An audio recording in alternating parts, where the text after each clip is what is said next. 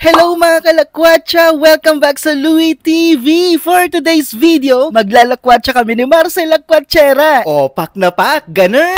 Pag-uusapan nga namin dyan at pagmimintingan ng darating na Pangasinan Vloggers and Content Creators Year-End Party. Dito nga kami nag-meeting sa Snow Cream San Quintin. Uy mga kalakwatsa, abangan yung aming motorcade sa December 28 ha! Madami nga kami exciting na napag-usapan at mga plano para sa ikakasaya ng event. Napaka-smooth ngang katrabaho si Marcel Lakwatchera pagdating sa mga ganitong event. Kaya naman madami kaming nabuong plano.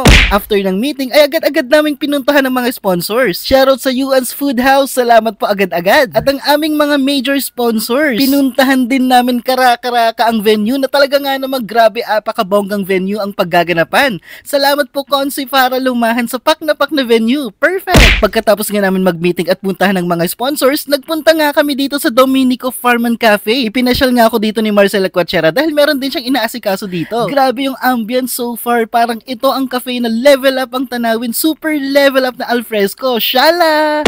May nakita nga akong kamyas dito kaya naman nagtakaw tayo tikamyas with Marcel Lakwatchera. Ganurns! Ang dami ko nga dyang nakuha sa aktong partner sa suka, Gimas George. Inabot na nga kami ni Marcel ng gabi pero super productive at successful ang mga napag-usapan namin sa meeting. Kaya naman mga kalakwatsa, sa December 28 na abangan ng aming motorcade nakasama ang mga iba't ibang vloggers and content creators dito sa probinsya ng Pangasinan. Kita-kits! Ganurns! Mga kalakwatsa, sana'y nagustuhan ninyo ang video na ito. I-add or i-follow nyo ako sa aking Facebook account para magkasama-sama pa tayo sa susunod na vlog.